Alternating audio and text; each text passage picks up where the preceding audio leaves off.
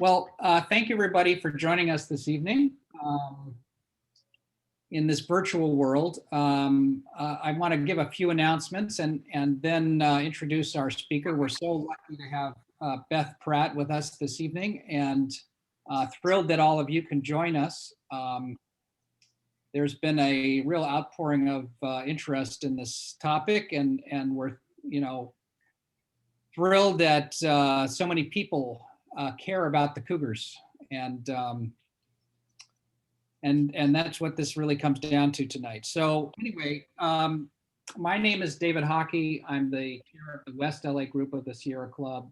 The West LA group is part of the Angeles chapter of the Sierra Club, which is our local chapter for LA and Orange counties, something like 45,000 dues paying members. And we would love, if you're not already a member, we would love for you to join us. It's just $15 to join, and I'll be putting a link in the chat that you could click on to join through the West LA Group's website, which will help the West Los Angeles group, which is hosting the meeting tonight. So sort of by way of announcement, we want to acknowledge that 2020 was a really hard year for so many people in our community. And, with COVID-19 and its impact on the economy and our ability to be together in nature, a lot of people feeling isolated, it's really been a challenge, and our heart goes out to all of you who've been struggling. Yet despite these immense challenges, Sierra Club members have kept the faith and accomplished some great things in 2020. And I'll just tell you that we actually did more in 2020 than we've done in a long time. We helped Culver City say no to oil production in the Inglewood oil field and say yes to jobs. We helped pass a motion to phase out all oil production in the city of Los Angeles.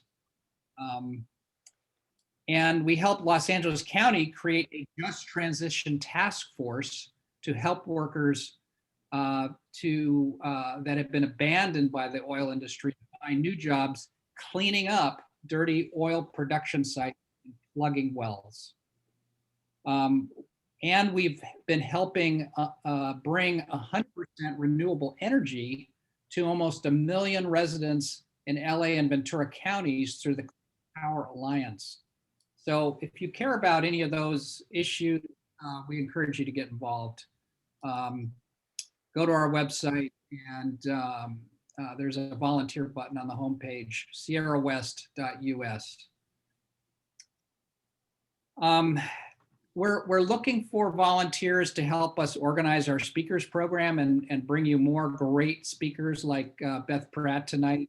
We have meetings on the second Thursday of the odd numbered months, so that's January, March, May, etc.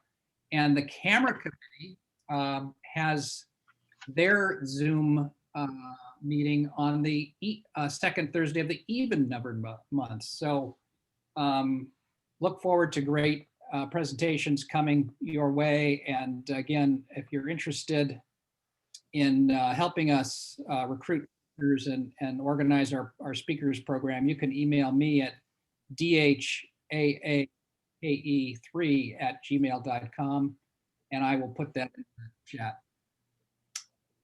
So with no further ado, it is my great, great, great pleasure to introduce to you Beth Pratt, who is the California Regional Executive Director for the National Wildlife Federation and leader of the Save LA Cougars campaign.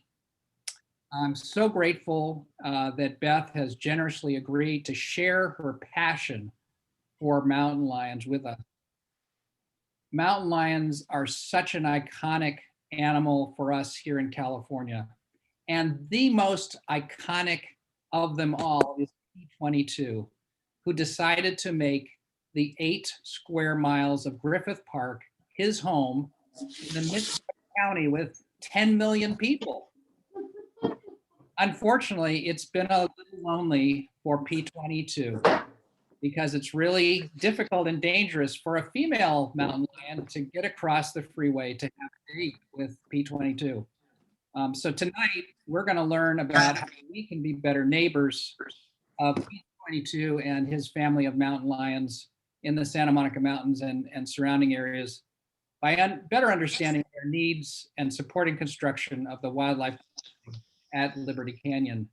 So with no further ado, I'm going to turn it over to our speaker tonight, Beth Pratt. Let's give her a round of applause. We can do it like this because you're on mute. Well, let me thank you, David, for asking me and having me. And let me just give that applause right back as, you know, sort of on again, off again, but pretty loyal Sierra Club member for my whole 30 plus years in California. You know, it's a great organization. Today you announced you were part of the plaintiffs bringing suit to protest the delisting of wolves off the ESA list. So thank you. And Michael Brune, actually your leader is a friend of mine. We serve on a board together, but it's such a great organization. So thank you for having me. And I apologize. I have terrible lighting in my office at night. I didn't notice it until the time changed this fall, but it's pretty dark in here. So sorry if I look like I'm coming to you from a haunted house. The other disclaimer I'll give is I have 5 dogs and a cat, and they always like to make an appearance on the Zoom. So they will be part of the show at some point. I just can't predict when. But David, I want to echo, it's been, wow, 2020 has been a heck of a year. And one of my favorite tweets recently was, well, we did the 7-day trial on 2021 and we'd like to take it back. Obviously, there's a lot going on. And sometimes I get asked, well, why are you still working on the crossing and wildlife? Isn't there other priorities? And of course there are, but I think, you know, they're all priorities. The mountain lions especially are not on pause because of COVID or any other things going on. Their extinction timeline is still, you know, is still going. The clock is still ticking. And I think the other thing, there's not too much good to come out of this pandemic, but how people were connecting to wildlife in different ways was really encouraging to me. So I think it just showed that wildlife's health, both biologically is tied to our own health. As we know, one of the reasons for a pandemic is a lack of habitat and a lack of connectivity, but also psychologically, wildlife is tied to our health. And it was great getting people who never paid attention to wildlife calling me up and asking me about bird song or you know, what type of squirrel they saw there. I know I'm preaching to the choir here, but to me, that's been wonderful to watch unfold. So I just wish it didn't take a pandemic to do it. So I'm going to talk about the wildlife crossing tonight, and let's see. I actually, you know, since we're all home more, sort of had sort of a presentation I retooled. So you guys are the first one. I'm sort of doing the new format, which is a little different. I used to tell the story of P22 first, but everybody knows that. So I kind of put it in the middle. So you guys are my guinea pigs for sort of a new formatted presentation. So you can let me know how you think it works. But let me see if I can first share it. My technical skills sometimes.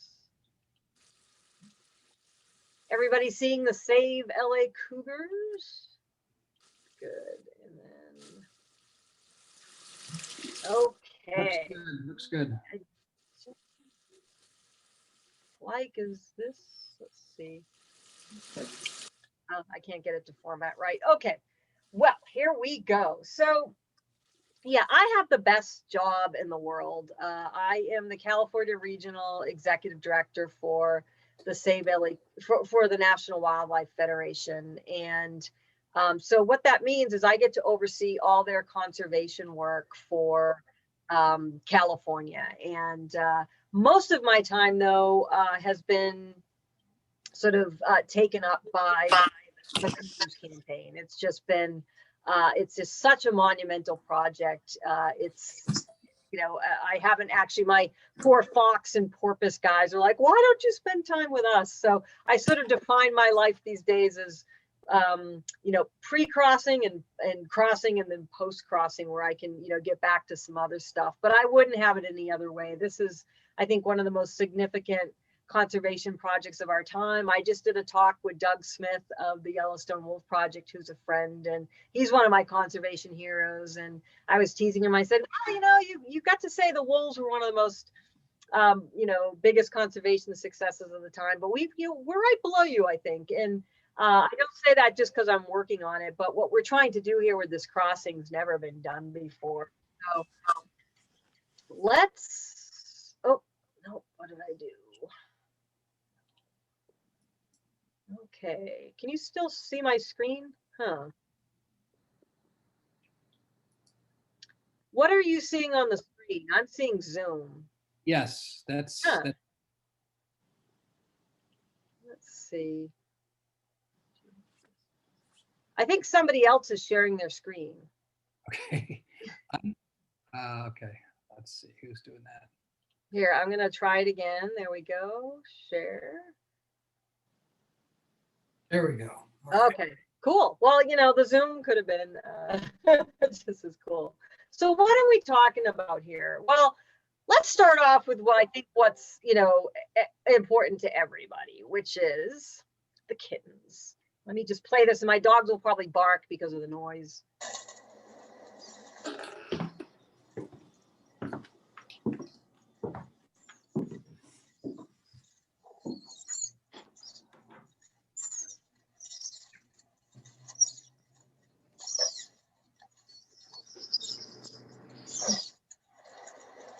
I mean, I like to put the mountain lions front and center because they are, although I'll get into that, this crossing is not just for mountain lions. They are the one that are most at risk immediately, or at least in the short term, for extinction if we don't do something. And we just released this fall some new visualizations as we're advancing into more and more detailed design of what this crossing will look like. And so I'm starting to lead with these because as somebody who's been working on this for almost a decade, to see this get more real has been really incredible. And you can see these are, this will be an extension of the ecosystem coming across the 101. Pretty much, when we put the 101 in, we didn't know it, but we pretty much cut the Santa Monica Mountains off from the rest of the world. And this, in the last 1,600 feet, we can pretty much do it because it's the last 1,600 feet in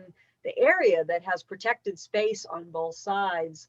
We're gonna try to right that wrong. And here are some, again, these new visualizations. This is my favorite because it really shows you how, these aren't just bridges. This is bringing the landscape, a living bridge over the freeway, and sort of reconnecting the nose of the mountain that we tore off when we put the 101 in. So to me, this is really exciting. So those who've been following this project, you've been seeing some of the same conceptions for years, because that's all we had based on where we were in the design process. But it's getting pretty incredible to be able to share these.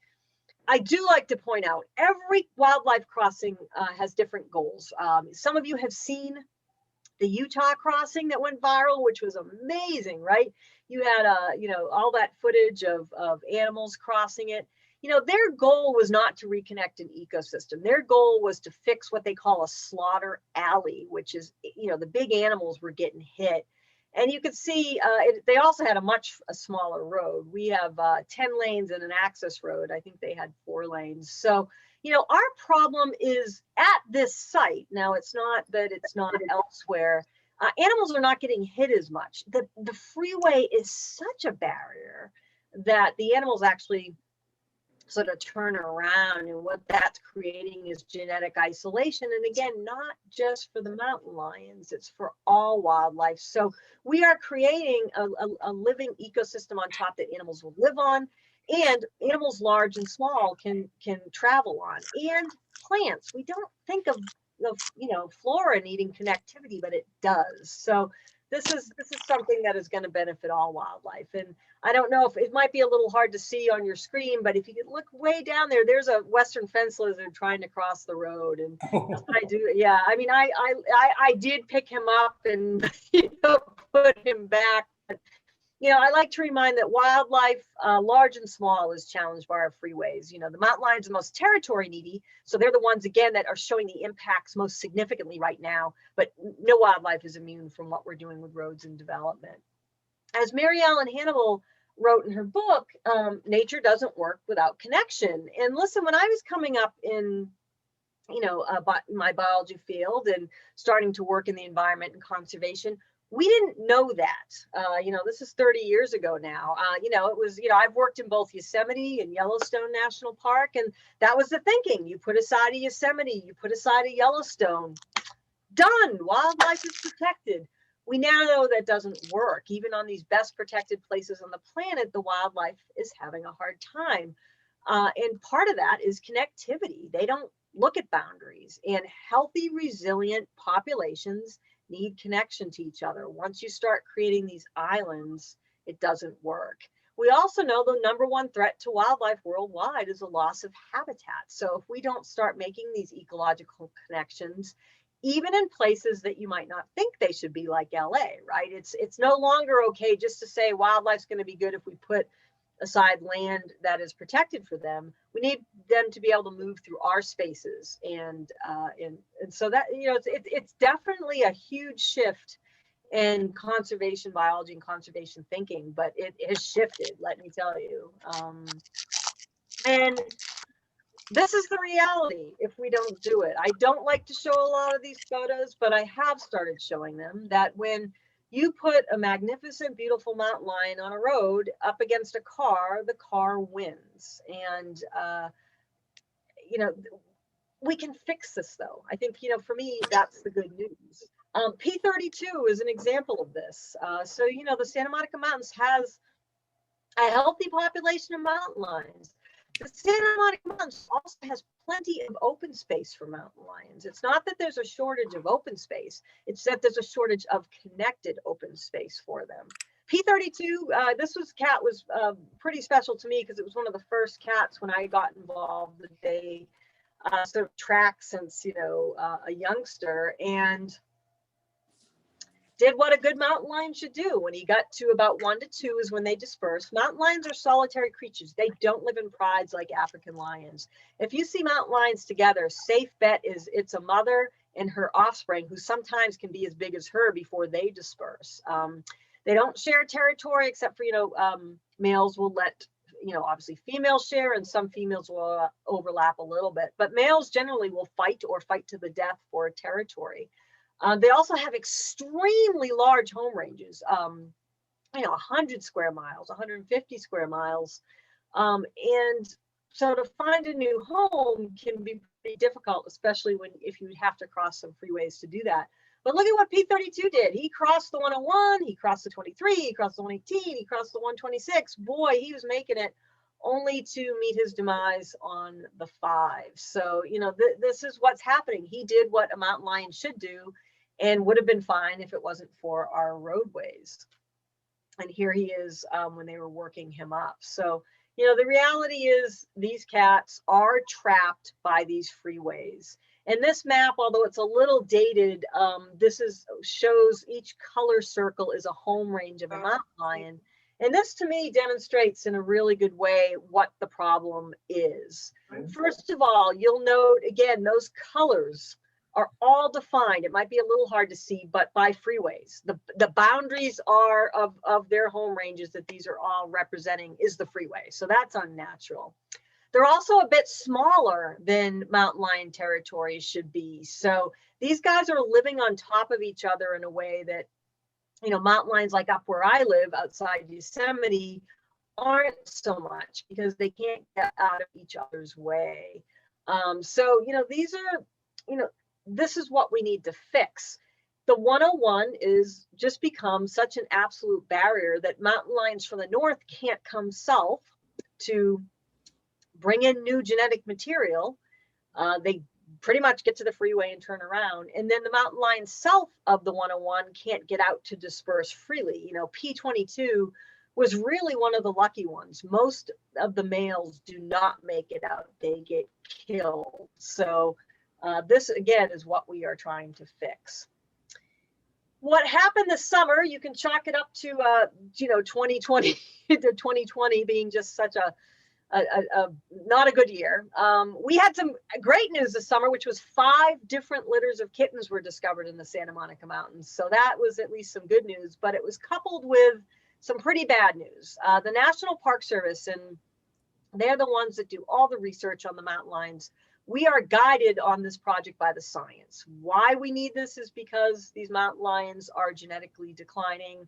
Where we put the crossing, all guided by the National Park Service's really incredible research that they've been doing for almost 2 decades now.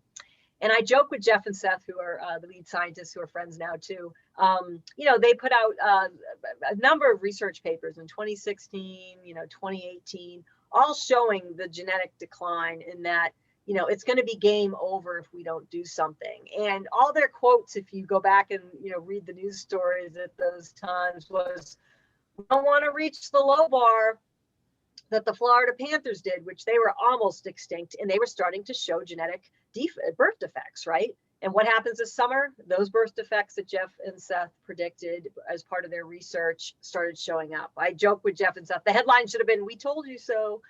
We started seeing kinked tails in some of the mountain lions. Now, why is this significant? Well, in itself, obviously, a kinked tail might not, prevent a mountain lion from being successful. But what this points to is the end game, which is sterility, right? That these are pointing to that at some point it's getting bad enough that the next step is the mountain lions can't even breed. So this was alarming, and it just pointed to even more so the need for the wildlife crossing. I had one of our biggest, or a big skeptic about the crossing.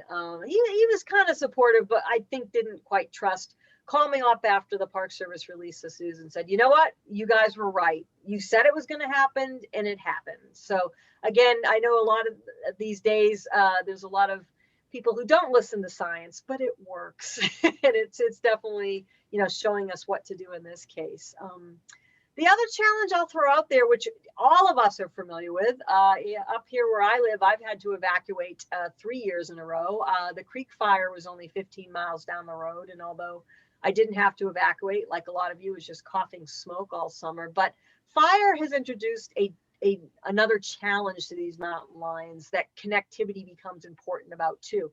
Mountain lions are adapted to fire. They're a California species, right? And most of them can get out of fire's way. That's their adaptation. Some of them just are in the wrong place in the wrong time, like us humans are, which was P74 during the Woolsey fire, just sadly happened to be at ground zero.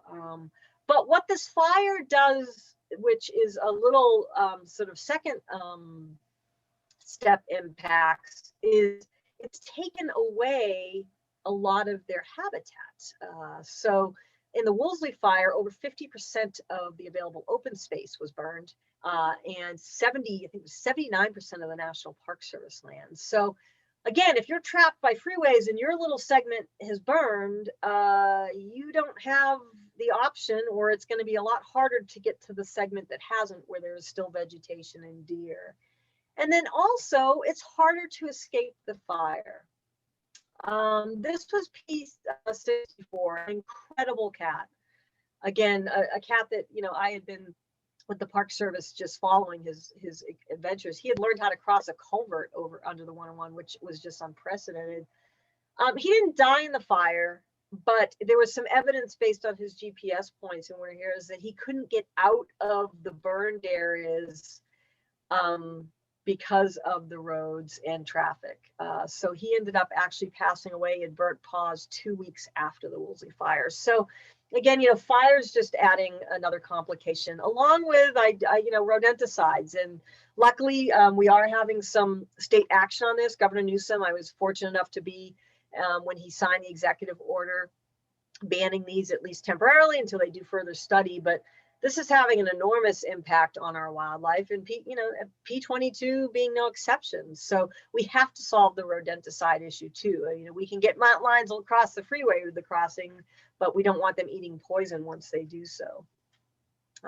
So this is Liberty Canyon. I think many of you are familiar with it. You can, if you get on the 101 towards Ventura, if you're coming from LA, there's an exit. You can pull out. We actually have a future site sign. You can check it out. And so this is the sort of the corridor we're trying to connect. And this photo is a little misleading in that it looks like, wow, look at all that open space. But as you know, Calabasas is right there. And then you have, Agora and Thousand Oaks. So this is actually, like I said, the last 1,600 feet that we can even put a wildlife crossing.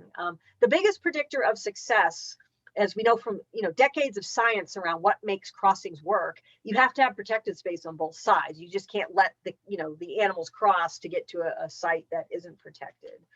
This map too shows it all. What we have in the area, which to me is interesting, is it sort of funnels. If you're looking up top at Los Padres and the Simi Hill, Santa Susana's, and that sort of corridor of green space that wildlife can utilize funnels to that almost red dot again, that last 1,600 feet, and then opens up again once you get into sort of the Malibu area and the Malibu Creek State Park. So again, there's plenty of open space on both sides, but it just narrows down to almost nothing right there in the 101 because of all the development alongside the freeway. So that's sort of, what we're doing. But I also talk a lot about how we're doing it, right? And as, David at the beginning introduced P22, people have been talking about doing something in this area for a while, but talking about it in very scientific terms, like, ecosystem resiliency and biodiversity matrix, and, you name it. And, for scientists, great, we all, understand that language, but this was the game changer for me. And it really changed the way I approached my conservation work as well, which was, a picture really is worth 1,000 words. And you have this mountain lion living under the Hollywood sign who, is dateless and trapped by traffic and is probably never going to have a girlfriend. And all of a sudden you have the public will. It was really the story of this remarkable cat. And I love this video that was also taken. I mean, he's just such a beautiful cat. You usually don't see, the lights of the second largest city in the country when you look at videos or photos of mountain lions. So, it was his story that really captured people's imaginations. His journey, across two of the busiest freeways in the country, which, I'm scared driving on, never mind trying to cross them on foot, to find a home in Griffith Park and live among, this map to me shows it. He's not living, on the outskirts. He's living in the middle of the city, and the smallest known home range ever recorded for a male mountain lion. But perhaps not surprisingly, given, he's kind of out of options there.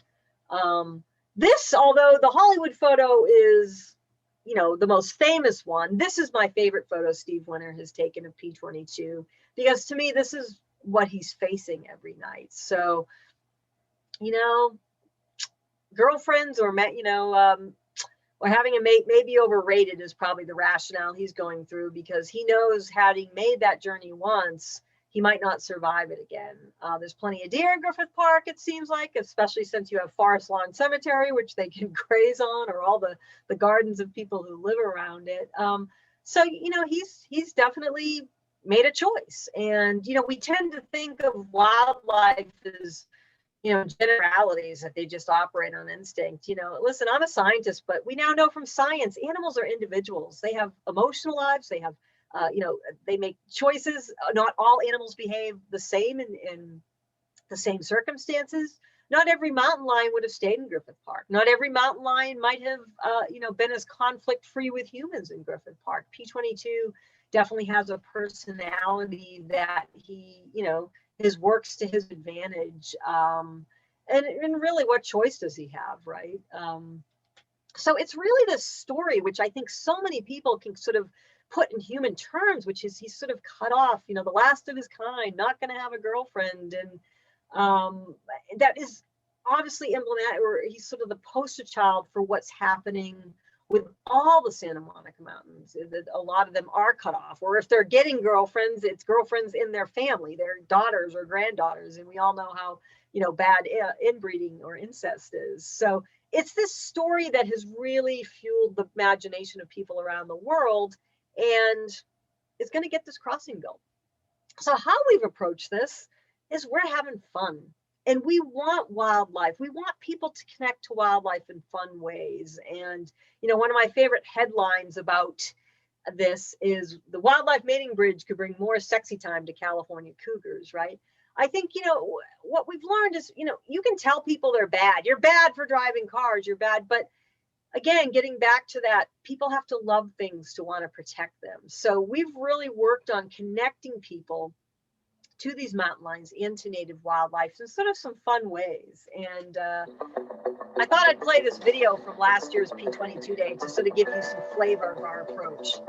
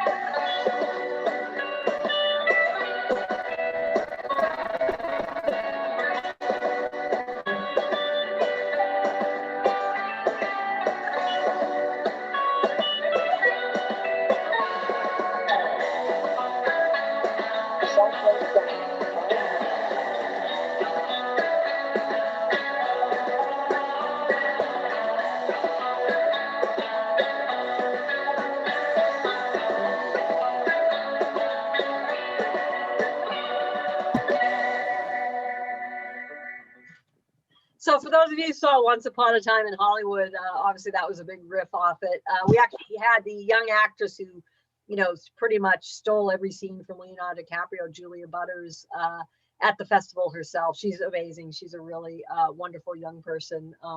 But that's sort of, you know, the tone we take. This is P22's Facebook page. I don't know how many of you follow him on Facebook, but I have a lot of fun with that.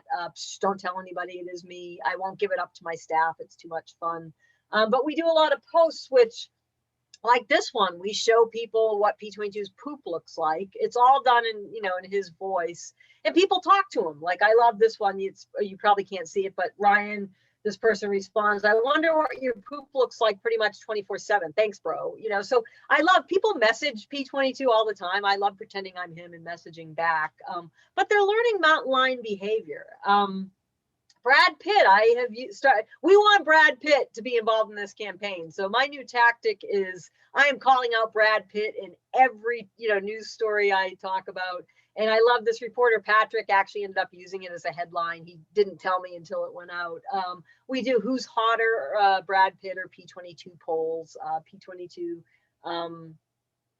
handedly wins. But if any of you have a contact with Brad Pitt, you know, we need the Brad Pitt of Brad Pitt to help out our mountain lion. But we engage a lot of celebrities.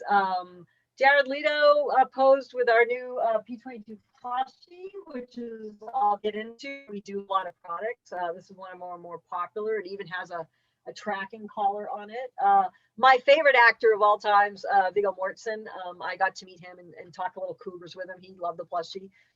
This was I remember when that meme was going around. What was your last photo before shutdown, or your last, you know? This was it. Sean Penn and his wife, Leela George, she's a big wildlife person, invited me to talk to the cougars about the cougars at a private fundraising event. And Sean Penn got up and said, "You're hearing it from me. You know, cougar inbreeding's bad." So they were really wonderful and really big wildlife folks.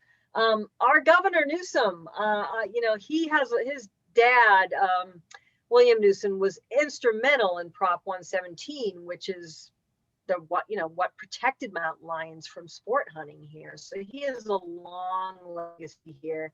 He is very supportive of this crossing. I was honored to be asked to give him a tour. We spent almost an hour. He had great questions. But, you know, this gets back at, as I said, the emotional connection. I don't know any other governor in any other state that would tweet out, a mountain lion will always have my heart, right? So, to me, that just gets at that getting things done, the science, all that needs to be there. But when you get a governor taking a selfie and pledging his love to P22, you're getting success. But to me, it's not so much the celebrities, it's everybody. This is not just an LA story and not just a California story. People connect to P22 all over the world, but the Angelinos especially, he's part of their life. And this was tricky to do given that mountain lions and P22, most people are never going to see him. So how do you get people connected? It's not like you can walk around with like a tortoise and, people can meet a frog or a tortoise.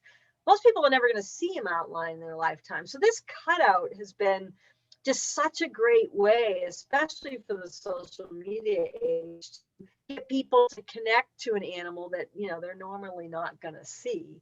We also do a lot of creative things, both that help with fundraising because a lot of these items are for sale, but also for me, the larger goal is education. And again, getting back to getting people comfortable with coexisting.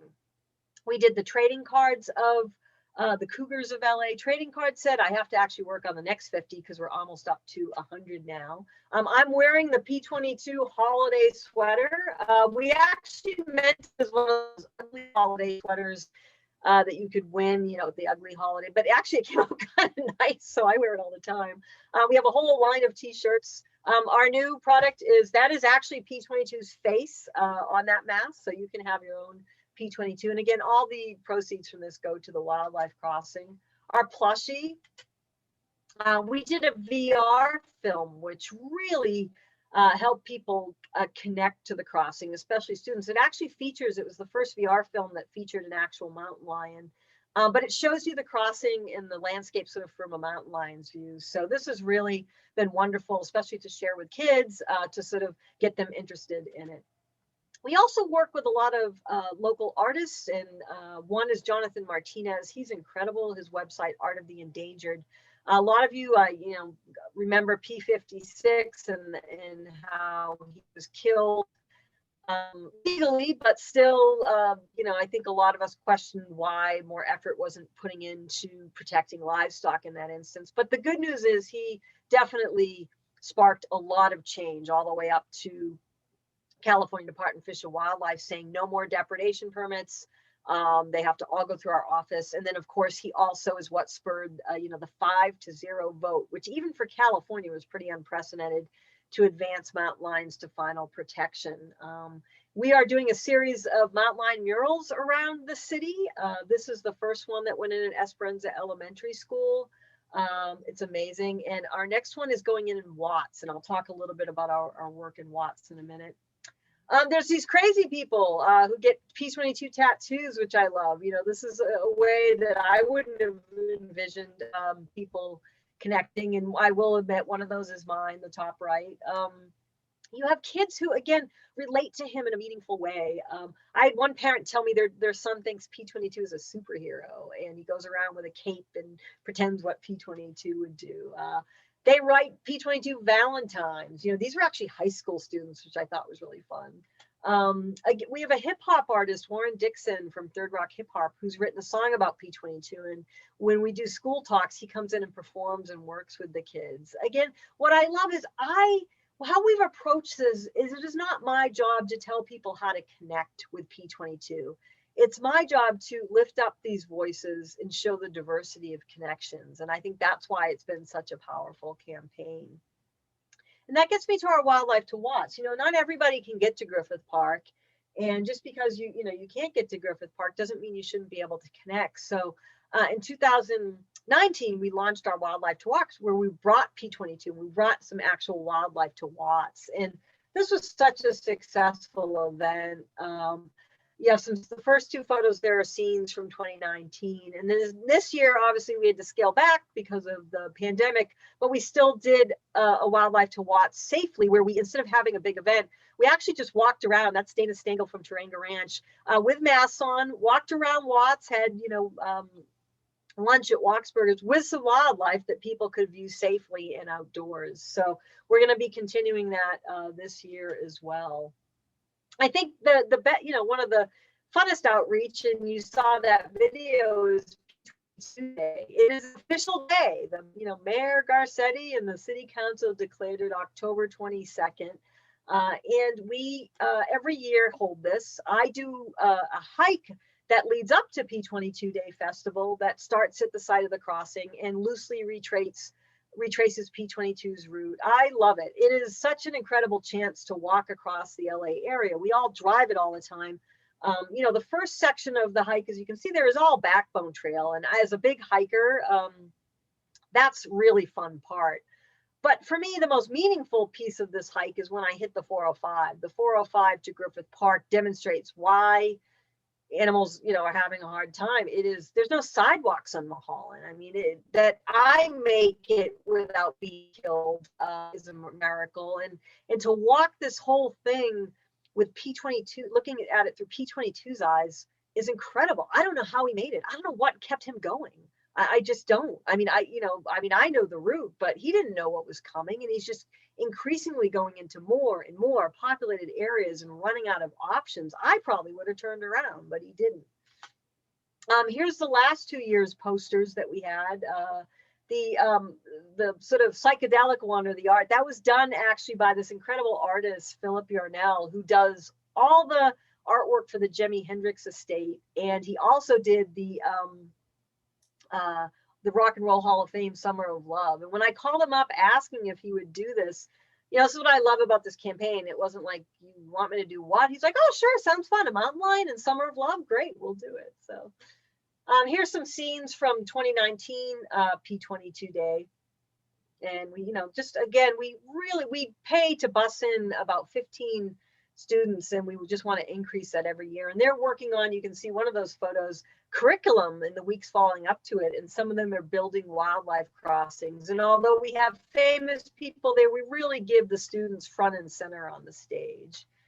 This year, of course, like everybody, we had to go virtual. So I thought I would show you, we got creative. And I don't know if any of you attended, but we actually hired some video game people to create a virtual festival experience. And boy, was it cool. I am not a video game player, but I have to say, this was a really cool experience. And we had over 10,000 people show up virtually, which was pretty cool. It was really weird to do this because I was actually in Griffith Park sort of emceeing, but the whole festival was online. It was really weird. I'm going to show you our festival video for this year because it'll show you some of the interface that we had.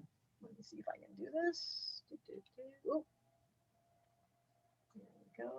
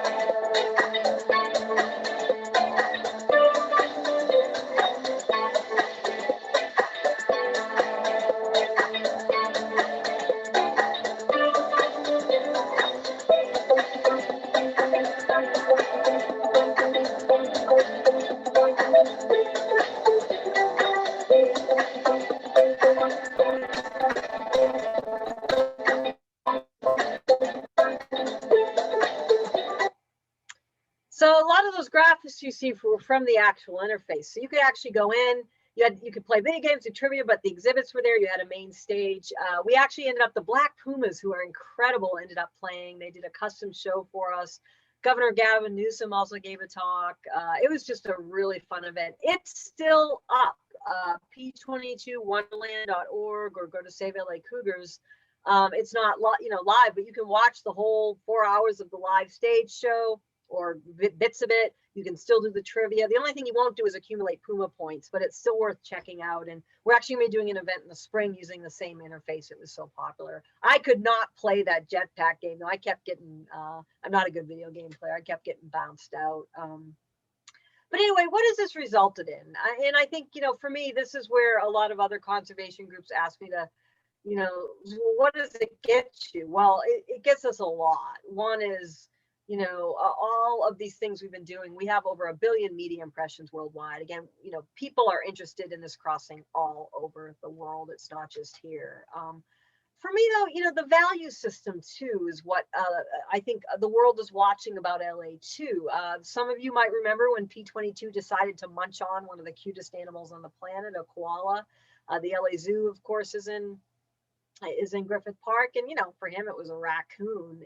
And I remember getting the message that morning from the biologist, and I'm like, what? He did what? I never thought in my conservation career I'd have to issue a statement about a mountain lion in Los Angeles eating a koala, but so who knew? But it was interesting because we were a little nervous that morning, because at that point, legally, the zoo would have the right to at least get a depredation permit or call for his removal. But you saw a few voices early, oh my God, he's too dangerous just because he ate a koala. But overwhelmingly, 99% of the people at this point spoke up and said, no way, it's his home. It's not the koala's home. And even the zoo apologized. The zoo said, hey, our bad, our fences weren't high enough. You had, everybody, again, up to Mayor Garcetti, to, the governor saying, no way, it's P22's home. And people writing editorials in his favor.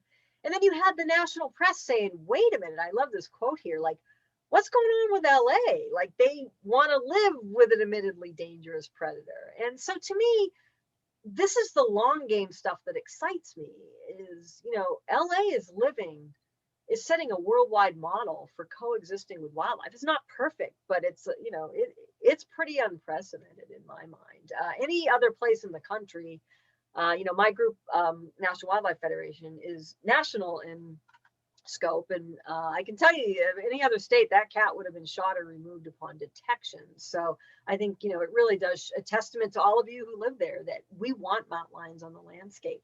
I do like to just give a quick, some talks, I do a whole section on this about public safety. Listen, mountain lions are dangerous. They can be, but the risk is so low. I mean, anything can kill you. Ticks can kill you, right? A fellow human being can kill you. Mountain lions being in a human space does not inherently pose a danger any more than another human being in a human space poses a danger. You have to respect them, but there's no reason to fear them. The stats, although, with 40 million people in 100 years, we've had less than 20 attacks, and just 6 of them have been fatal. And of course, we never want them to be fatal. But I just ask that people put the risk in perspective.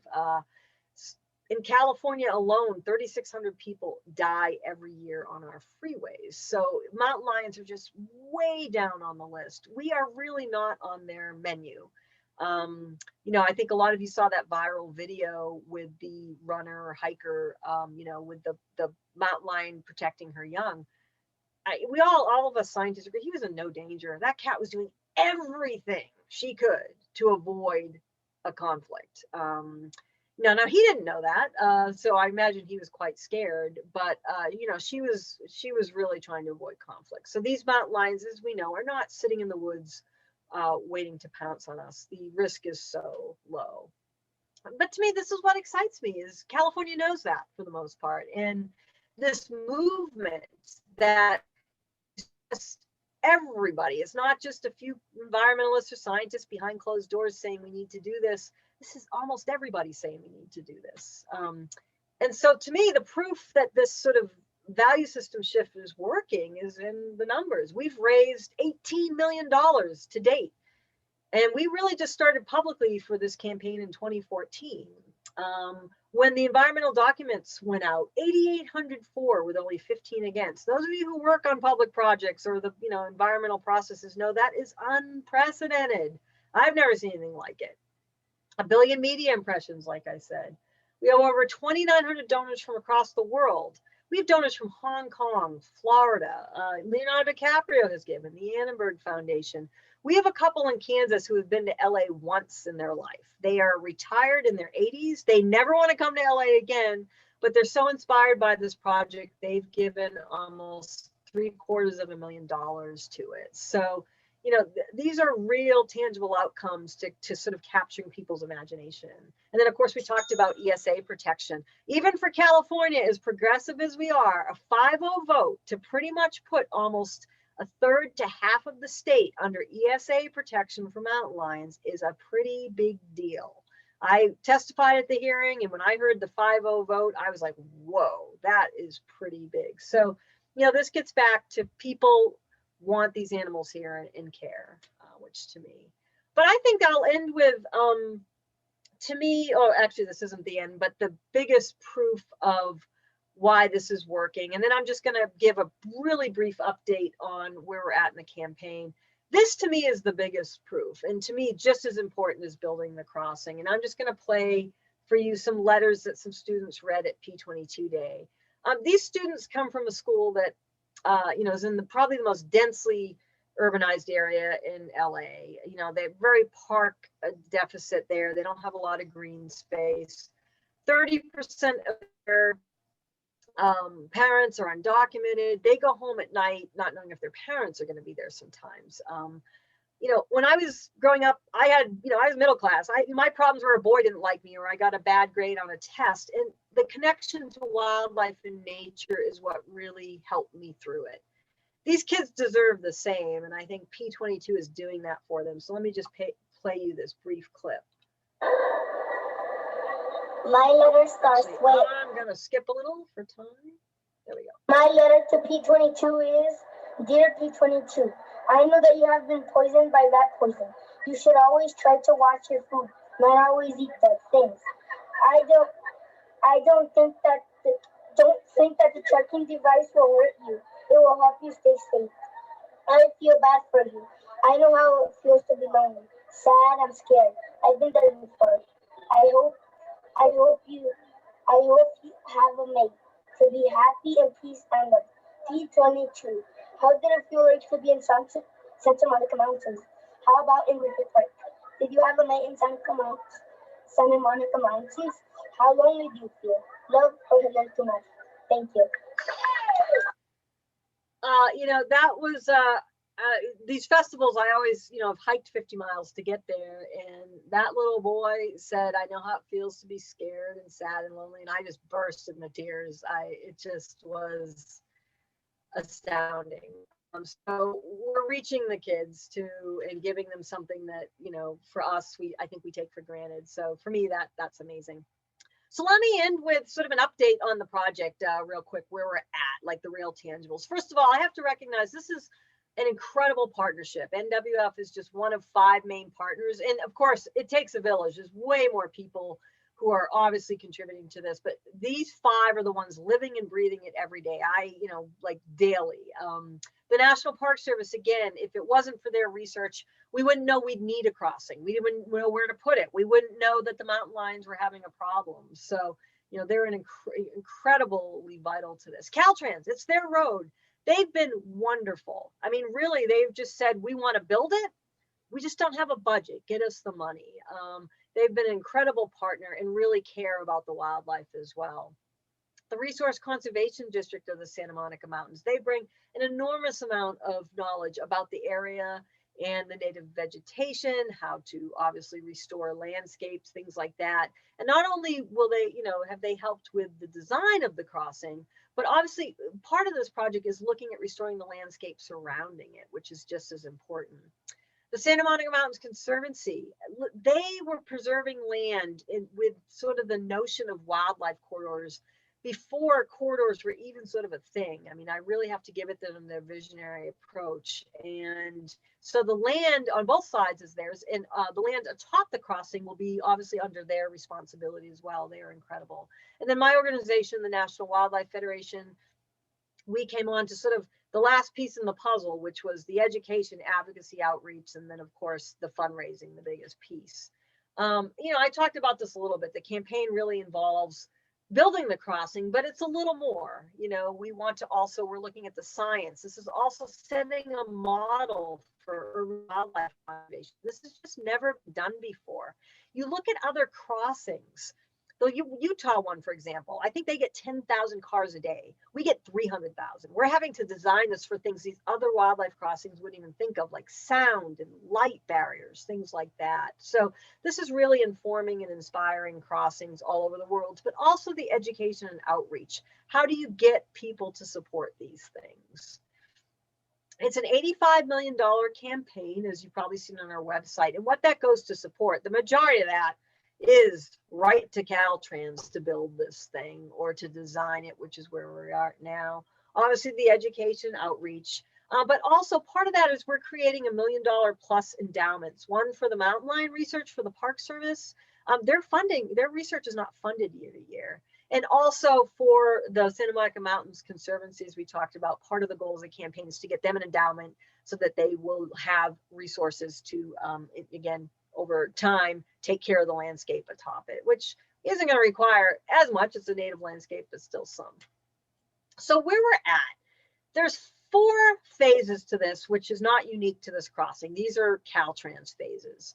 And a lot of people, we get a lot of comments, why is this taking so long? And I totally can identify if you're not working on this a lot, but I'll tell you, and a lot of you have probably worked on public-private projects, to go from an idea to pretty much we are looking at breaking ground in November in less than 10 years is insane. When I was working in Yosemite, the Yosemite Valley Visitor Center, new one, took 40 years, right? So this is really racing ahead, but there's no getting around. You're building the largest wildlife crossing in the world and have to go through all the steps that Caltrans goes through. It's not like, you know, building a house on private property. So feasibility study, first stage you have to do for any Caltrans project. The MRCA funded it in 2015, done. Environmental assessment, need to do that in Caltrans project. Save LA Cougars, we wrote a grant to the SCC. It was successful, funded, and this was completed in 2018. Final design and engineering costs about $8.7 million. We're underway. Final design and engineering is underway. I go to meetings weekly. We are paying the bills. We are almost done with fundraising for this. 7 million, we got 8.7 million total to go. So this is pretty much almost done. And indeed, the blueprints should be produced this spring. So that's coming up quick. Construction, we don't know the final construction costs until you get the blueprints done. The environmental documents produced an estimate. As part of the environmental documents, you have to design to 30%. Again, I'm learning, I had to learn all this for Caltrans. So once we get the final blueprints, we'll have a final, but they had to estimate a range anywhere between 55 and 78. From what I'm seeing, at least at this point, as the design is progressing, it probably won't be the high end of 78. We actually think it's going to come in lower just from, one of the things we did, I named those 5 partners, but who I neglected to name was we realized after the environmental documents were done, none of us had built a crossing before, not NWF, not the Park Service, not Caltrans. So we brought in some of the top experts in the world to work and collaborate with Caltrans on the crossing. And these are the people who built the Banff crossings and otherwise. So they're really helping us, with design, saving costs where we can. But I do want to stress, this is not a low cost project. We have to do what's best to get the animals across the road, but we are trying to save costs wherever we can. So we already have $5 million from the Wildlife Conservation Board for construction. They voted on that in August. And then my job is to raise, which, although it sounds like a big gap at this point, these are donors we've been talking to for years. A lot of them have stipulations, either foundations have, either policies that they don't give until you get to final design or till you get to a certain percentage of design. So although it seems like a big gap, at this point, we've raised 18 million. We have to about 85 to go.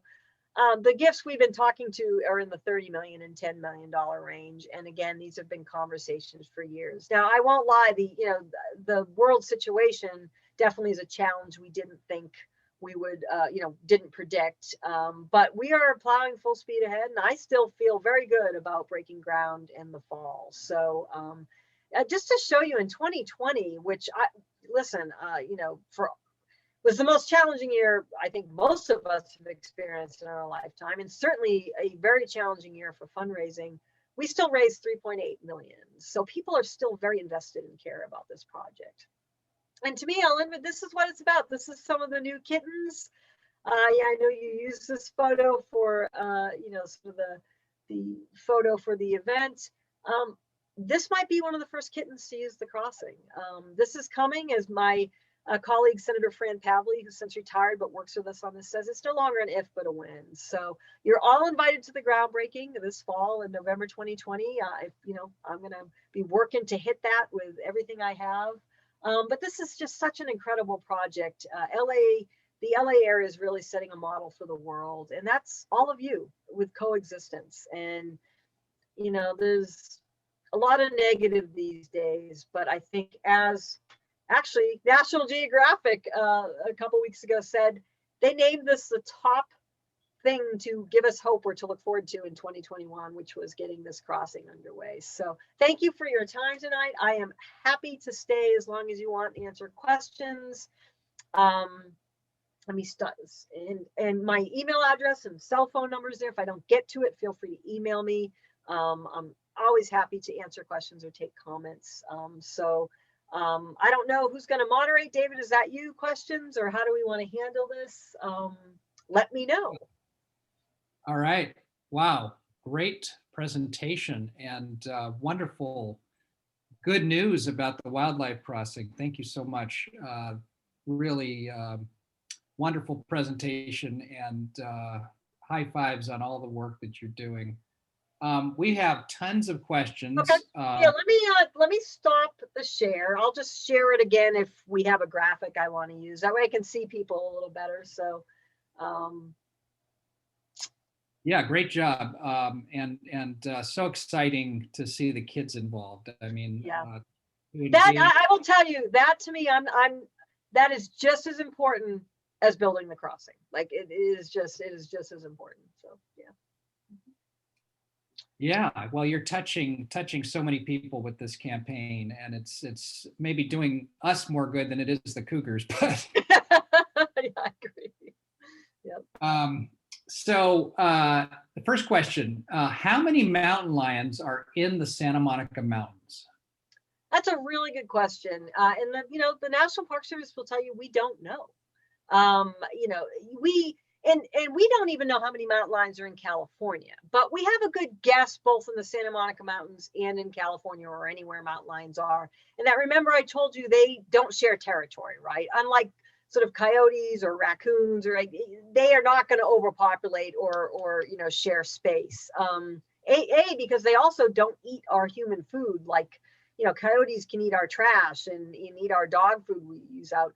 Mountain lions are obligate carnivores. They want deer, or they want, deer-like, or a coyote or something. So they are not sort of as adaptable in our human spaces as far as like being reliant on human food. So bottom line is they're not really going to be in numbers we don't predict.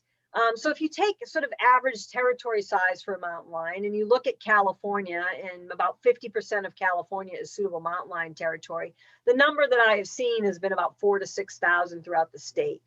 What's exciting is the California Department of Fish and Wildlife has hired a biologist a couple of years ago, Justin, he's wonderful, to sort of conduct the first, at least study about how many we think are here. It's pretty much the same thing in the Santa Monica Mountains. Jeff and Seth, as part of the Park Service study, have about maybe 10 at any one time they're tracking. That's probably about a good estimate given the territory size and what the territory can sustain. But, there's a few out there I'm sure we don't know about. So again, the answer is I don't know, but probably if you're talking about it, maybe 10 to 15, in the broader area. Again, you're just not going to see an overabundance of mountain lions. Cool, thank you. Next question. How is P22 doing today? Is he still around? Yeah, so what's his status? He's doing great. One of the reasons he looks so handsome, if you look at, those of you who have cats, this too, right? Tomcats, all scarred up. Same thing with mountain lions. You look at mountain lions, his age and the, others, and, they're all battle scarred because they've had to fight for territory. Well, he doesn't have to fight for territory. That's one of the reasons he looks so handsome and pretty. But he's doing great. I just saw some recent footage of him from a week ago. Again, I think he's really figured out Griffith Park and how to live, and he's probably not, he knows he's not going to have a girlfriend, although, for mountain lions, it's probably not as hardship as, they are kind of a love them and leave them bunch. They mate for a couple days and that's it. And, the mountain lions have no paternal instincts. They do not at all participate as a dad. So I think he's okay, or at least he has, sort of told himself bachelor life isn't so bad. But I will tell you this, he hasn't given up. Miguel Ordiana, who works for the Natural History Museum, the person who discovered the first photo of P22 as part of a study, a lot of the cameras have sound now, obviously. Mountain lions, of course, are very quiet. They're called ghost cats, except for when they're mating and then they scream. But otherwise, they are very quiet. But again, much like a house cat, so you've probably heard them do like little chirping noises, right? My cat does it. Mountain lions have one for that is, hey, is anybody out there? And he still does that, So is it possible that once what the lifespan of a mountain lion is, but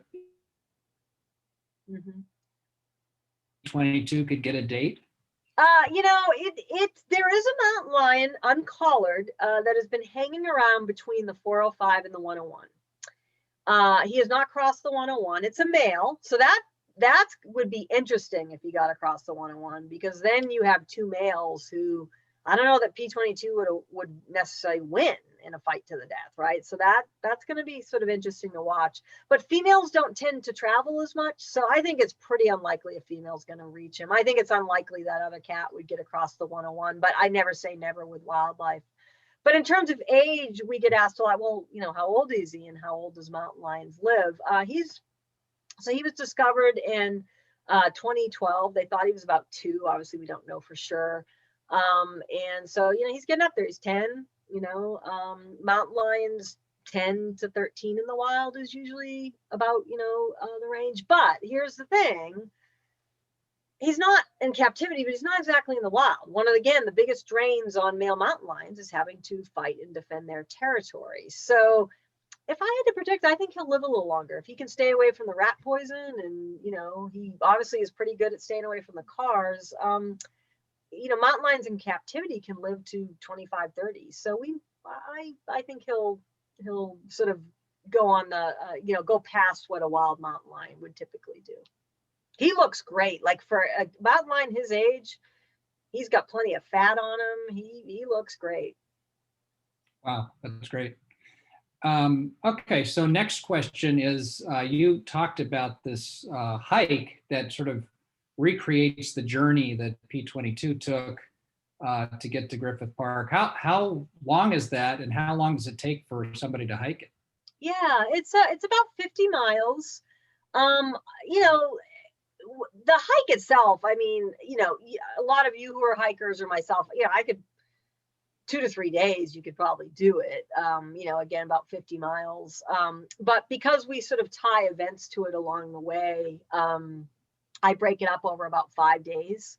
So I'm happy to share the route map with anybody. It's a really cool hike to do. Again, once you get past the 405, it becomes interesting because you're like, what? But it's a pretty incredible hike to do, especially like one of the pieces that gives me shiver, that just instills my sense of wonder is that first view of Griffith Park that he would, like it's on the backbone trail, and you're like, wow, he saw that and kept going. Like, you know, what a cat. But yeah, it takes about, and I actually wear a mountain lion collar to track me the whole time. So that's kind of fun as well. But it's a great hike. I'm happy to share the route. It's basically sort of Malibu Creek State Park to the Backbone Trail to Mulholland to the 405, and then you take Mulholland the whole way to Griffith Park. Great. That must be quite an experience, just to see what he went through to get where he got. The one thing I shall say, you know, we talk about connectivity a lot for wildlife, but it's just as important for people. And Mulholland is a travesty. You have all those great parks there. You have Franklin Park and Running, you know, you can't connect them. There are people trying. There's no sidewalks, but because of private access as well, you can't, you know, we tried the first year, 2016, we scouted. There's no way to connect those parks. You have to come out back on Mulholland to get to them, which is ridiculous. And there are people trying to walk down Mulholland, like people who live there, and there's no sidewalks. So they're walking on like people's front yards and having to dodge traffic. So connectivity is just, you know, something just as important for people in these areas as well. And boy, some areas of LA have none. Sorry, but yeah, that's another thing to really highlight. So I'm thrilled to tell you that Martha Groves from the LA Times, or formerly from the LA Times, was on the call, the Zoom tonight, and she's got a question about. There's Martha. Okay. She's got a question about the funding. You know, it seems like a tall mountain to climb with all of, you know, 55 to 78 million for the actual construction, and wondered, you know, maybe Eli Broad could, you know, check and see if he's got some spare change to help out. And you know, what was curious, how do you see bridging that huge gap? Where do you expect that huge amount of funding to come from? And if you're breaking ground in the fall, you know, for example, how long would it take to actually build it, assuming that the money is available? Sure. Well, first, everybody on this call needs to give Martha a hand, because Martha is not just an LA Times reporter, but the LA Times reporter who broke the P22 story. So we wouldn't even have a wildlife crossing or campaign if she hadn't sort of give him a little help on his step to fame.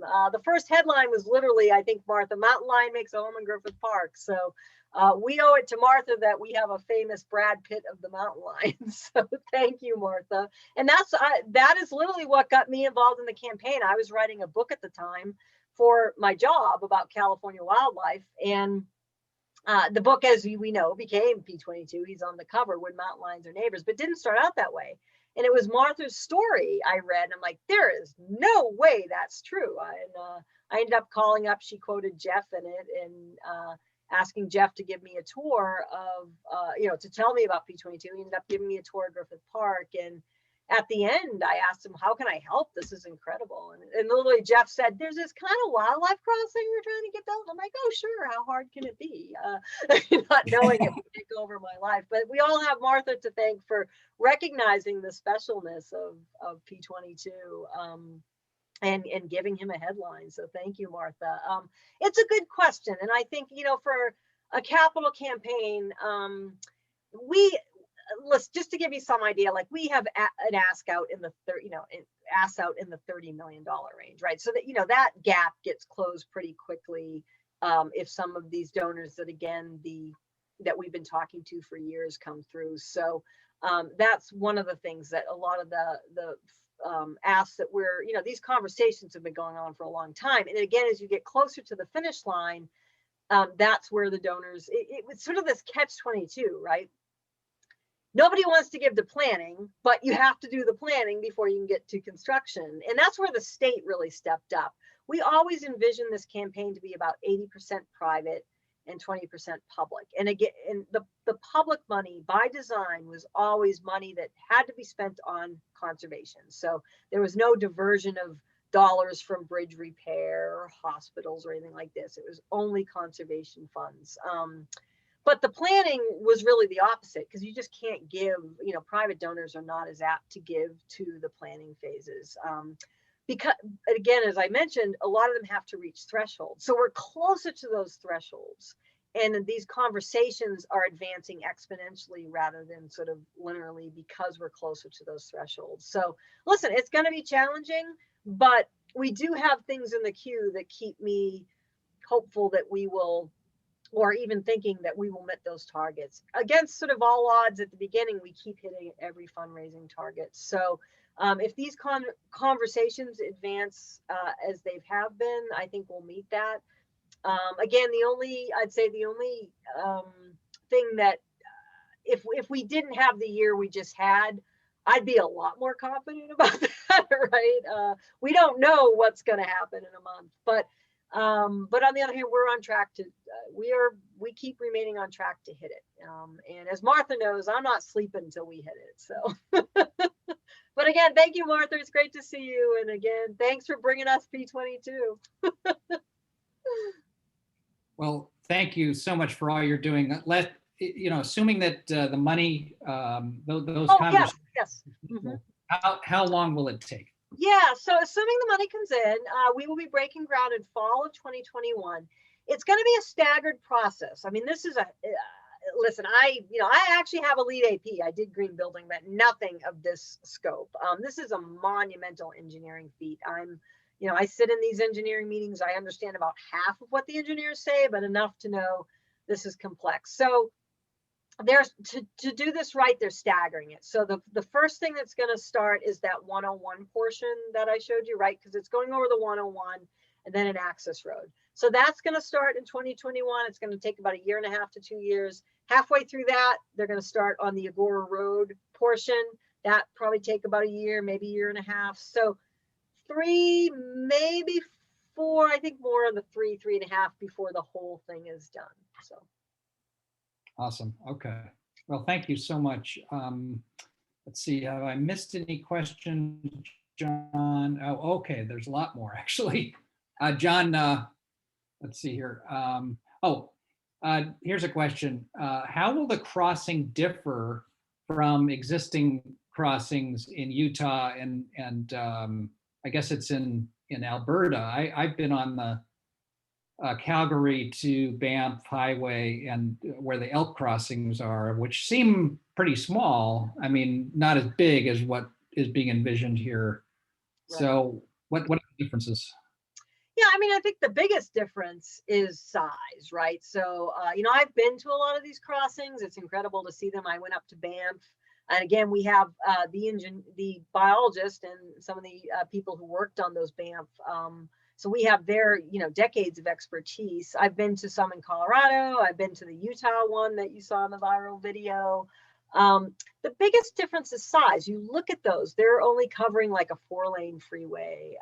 Ours, again, is 10 lanes of pavement and an access road. So, and how that plays into how you have to design the crossing is, listen, the animals have to feel safe. They have to think they're not going over a freeway, because we have an enormous amount of roadkill, obviously, in this country, but animals really don't want to use the road. And as much roadkill as we have, there's a lot of animals that even avoid it, right? Don't even take that first step. So you have to trick animals, or at least not trick, but, make them feel like they are not going over the freeway. Now, if you're designing a, crossing over a 2-lane road in Idaho, and I visited one of these, it was for deer, they were really doing a single species, which is fine. Again, every crossing has a different goal. It was pretty small and it had chain link fence up.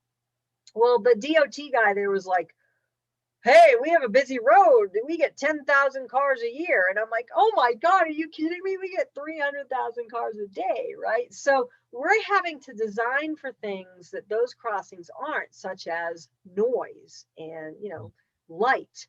So in the science around crossing tells you to sort of, again, make it look more like a natural landscape. For every foot long you have to make it, you have to widen it to a certain extent, so the animals really can't see the freeway. So that is probably the biggest difference.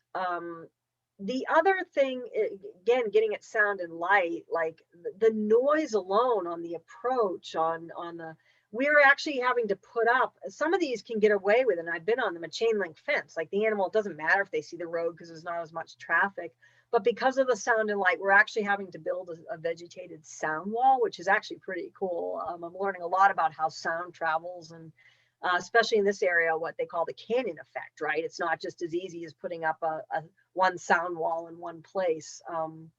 So there's a lot that's going into this. And then I'd say the other decision we made early on as part of the feasibility study in the environmental document was, we didn't just want this to be for mountain lions. Now, again, you know, some of these crossings are just for elk or just for, and so we have a team that's working on this, is making sure like there's good amphibian habitat on top of it, and good, you know, it's more about reconnecting the entire ecosystem.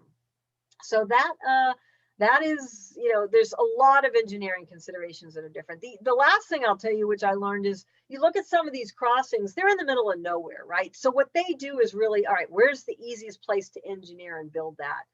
Caltrans didn't have that luxury. We only got one spot. And this is not, as you can see from those photos, a straight shot across the freeway like those Banff ones are, or others. It's angled, and you have to grade it, and it is engineering very complicated, and so that's another way it's differing. So it's been interesting to look at some of these other crossings. Again, some of them have different goals, and a lot of what happened has informed ours, but some of it we're pretty much going to be, you know, providing some new design applications, especially for urbanized areas. That's great. Here's a question. Will people be allowed to walk over the wildlife crossing? No, they will. Well, I mean, here's where it gets, you know, you can't fence it off or else the wildlife won't use it. But we are hoping people will do, you know, the right thing and stay off.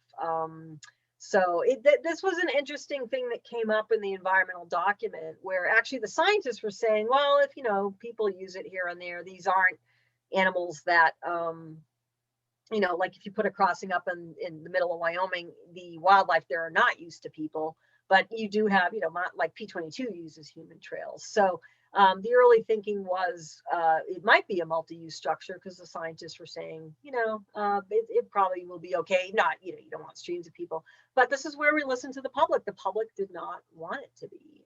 The environmental documents, there was a lot of comments about keeping it just for wildlife. So we honored that.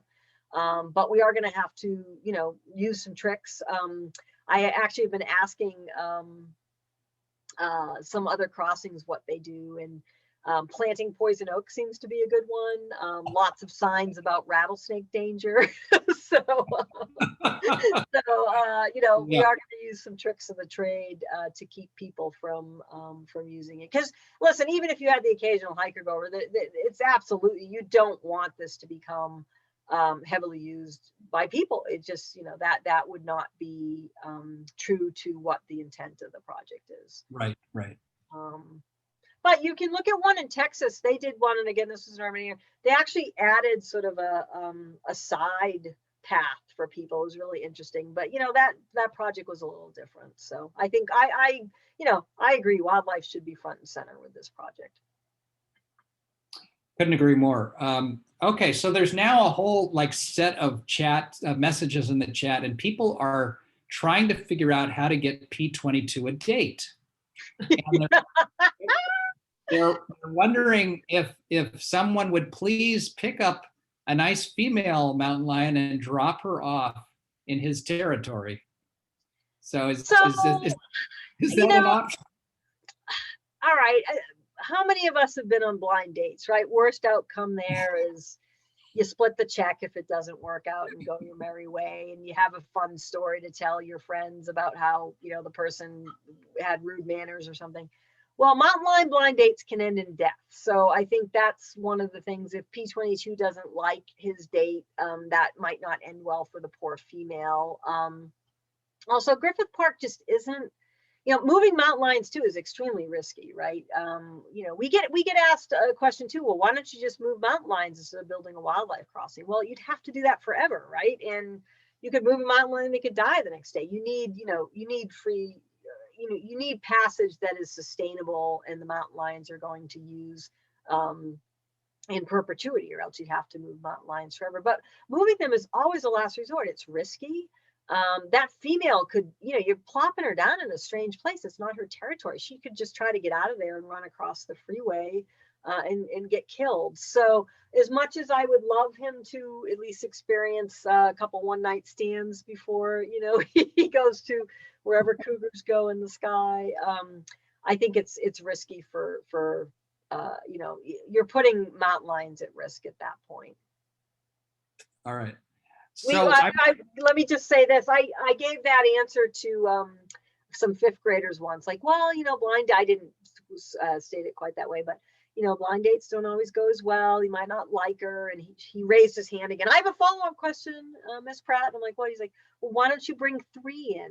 That was adorable.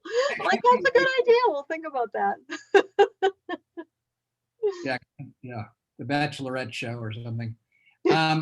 Okay, plenty. Well, we all care about Cougar, P22. So we want the best for him. So in that vein, people are asking, obviously they could go to your website and figure out a way to donate for the wildlife crossing and be able to say that they helped make it possible. But are there other ways that folks can help besides making a monetary donation? Yeah, there's a number of ways you can help. I mean, first of all, just getting the word out, right? This campaign, and again, a lot of our large donations were fueled by seeing how many small donations there were, but also just seeing how many people were passionate about this campaign. So literally something is just sharing the story on your social media page or telling people about it, or that makes such a difference. The more people know, the more people know, and that helps with not just getting fundraising, but when we do have to go out for things like ESA protection or environmental review, just more people caring helps. We do have a volunteer program. It's been all virtual. In fact, our volunteers who showed up at P22 Day in person every year found themselves being the testers for our virtual program. It was fun. It was sort of a fun difference for them. But we do have volunteer opportunities if people want to volunteer their time. And that's, everything from when we do get back to events, helping out in those to, again, sometimes we just tailor it. If we have someone who just loves to write, obviously that's something we can utilize. So I think those are the two, biggest ways. It's just not about donations. When we do, we don't have to, the thing about this campaign, which is a little different, usually volunteers are advocacy and letter writing, and I had no bad guy to fight. There was no bad guy here, right? The land was protected. Caltrans, who this road is like, we're in, just get us the money. So unlike some other, conservation work I've done throughout my career, there was nobody to fight. That was kind of a nice change, right? So there isn't that typical advocacy volunteer work that you typically have. But listen, please, Liberty Canyon is just the start, right? I'm looking at the 5, we're looking at the 118, we're looking at, it's not going to be the only one. And some of those don't have all the, ducks in a row. So please, even if, get in touch with us, just go to the Cougars site. You can sign up for our email. It's saveLACougars.org, our email list. We advertise volunteer opportunities. So helping to get the word out is very important as well. And then again, if you have time, as these volunteer opportunities come up, we'd love your help. And and if you don't want to donate, you can at least buy Cougar swag. You can go to our store and buy some of that Cougar swag. It makes great gifts, and all of it, 100% goes to the wildlife crossing. Well, this has just been a wonderful evening and so encouraging. A great way to start 2021 on a positive note. And really want to thank you, Beth, for all your work and for being with us this evening. It's really a thrill to think about how we can really make a difference for you know, these iconic, beautiful creatures to have a path forward into the future.